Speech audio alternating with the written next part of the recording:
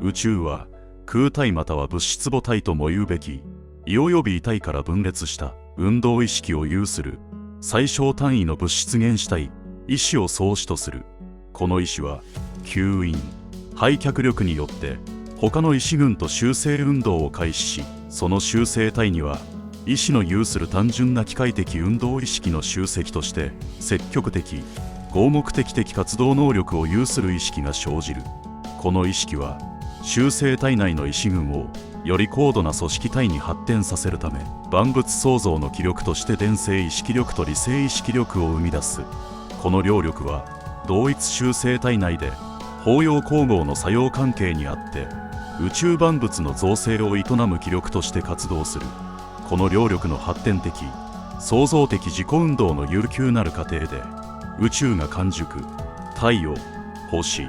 地球などは意志群が集成から凝集、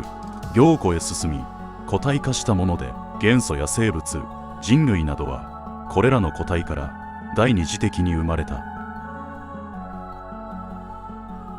前の動画で陰電子陽子中性子などの結合によって高度な有核体物質の最小単位である原子の創生を見た。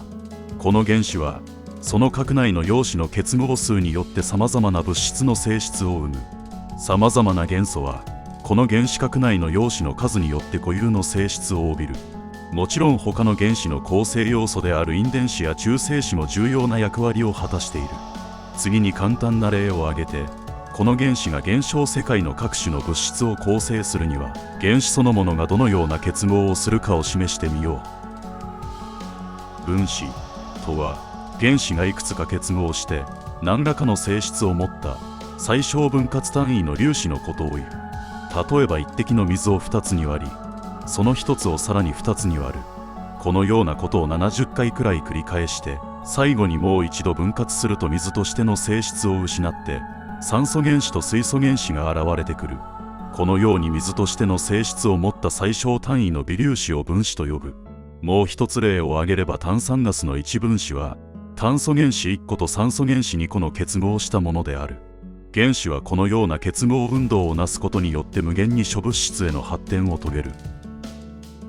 元素とは例えば水素ガスの一分子は水素原子2個から成り立ち、酸素ガスの一分子も酸素原子2個から成り立っている。このように一つの分子が同一種類の原子から成り立っているものを指して呼ぶ。なお一つの分子が異なった原子で組み立てられたものを化合物と呼んでいる。こうして高度な有核体物質としての原子は自らの強固な組織と機能によって無限に線子板体の物体へ発展していく。前で有核体物質が諸物体へ発展していくことを述べたが、このことは宇宙界においてどのような過程をたどってなされたか。我々はまずそれが星群の成立となって発展の幕が開かれるのを見ることができる。宇宙には陽子中性子陰電子、さらにそれらの要素である中間微子、未熟電子などの大群が氾濫し、それらが以前から巨大な大集体となっている大小無数の各種凝固大群の吸引力によって大量に吸収され、また放出される。そしてそれらは空間においても新たな結合運動を大規模に起こして自ら一塊の大集団体を形成していく。ただしこの全過程は原子結成への過程でもあった。こうして諸元素群は新たな物体構成の主要素となったのである。星の成立は以前から宇宙に形成されていた無限数の凝固体群、凝固体の集団体に陰電子及び陽子、またはこれらの結合体の元素群が吸収され、ますます強固な大結集体となったものである。この結集体は有核体物質群の大量酸化によって自己の吸引廃脚力をますます高め、その凝固化運動も旺盛となる。したがって以前にも増して内部の微粒子群の運動は活発となり、その摩擦衝突による熱も高度を増し、あたかも当初は小さな太陽にも似た形相を示す。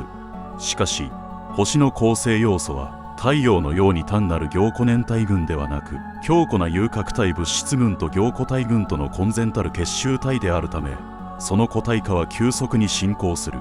したがってその過程に発していた熱も固体化に伴って徐々に冷却していく。こうして全宇宙界には無限の規模において星群が生成される。星の成立で最も特徴的な条件は、意志の単純な凝固体群という核体物質群との結合による点である。それは口述の地球の成立条件とは全く異なる。前の成立過程でわかるように、星の主な構成要素は意志の単純な凝固体群とこれに吸収された未熟電子群、陽子群、陰電子群である。中性子群はほとんど吸引されず、むしろそれは凝固体群の中で形成される。こうして星は空間に飛流する原子群を吸引するばかりではなく、自らも各種の元素群を産出する。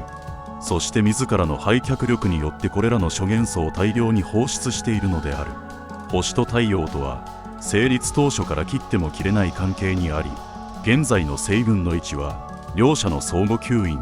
廃却力の均衡点に括弧が安定しているものであり、それは括弧自転運動を続けながら太陽を中心にして公転している。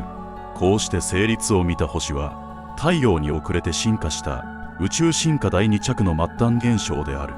現在はその凝固度も完全固体に近い状態であり、熱も冷却して中心部のみにわずかに残り、光も発光または遮光となり上光状態を見せている。天体及び太陽系、その他の問題は現代の天文物理学によって究明すればよいのであって、ここではこれらの科学で曖昧に付されている成立問題のみを簡単に解明するにとどめる。現代科学は地球の外核にある諸元素の分布状況または地熱その他により、その組成状態については実相に近いものを究明しているが、地球の成立過程についてはあまり詳細には解明されていない状態であるので、ここにその概略を解くこととする。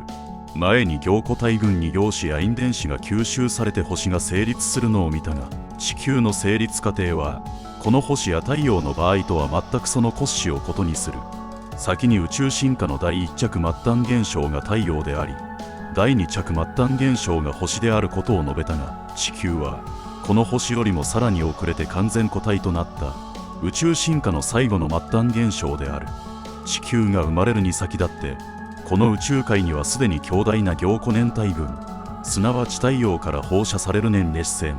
未熟電子の凝集層があることは前に述べたが、この電層が宇宙において星群の位置や空間に氾濫する諸元素群の状況によって特に大きく厚く重積されて、特殊な帯状の電層が宇宙に生じた。地球の生成はこの特殊な未熟電子の凝集層を中心に宇宙に氾濫している陽子中性子陰電子、あるいはすでに結合を遂げた元素群などの微粒子が集中し始め、その電層のお密体を抱いて盛んに集成活動を行い、全く新しく諸元素群がその集成体の中に吸引されて、それらが集成から凝集、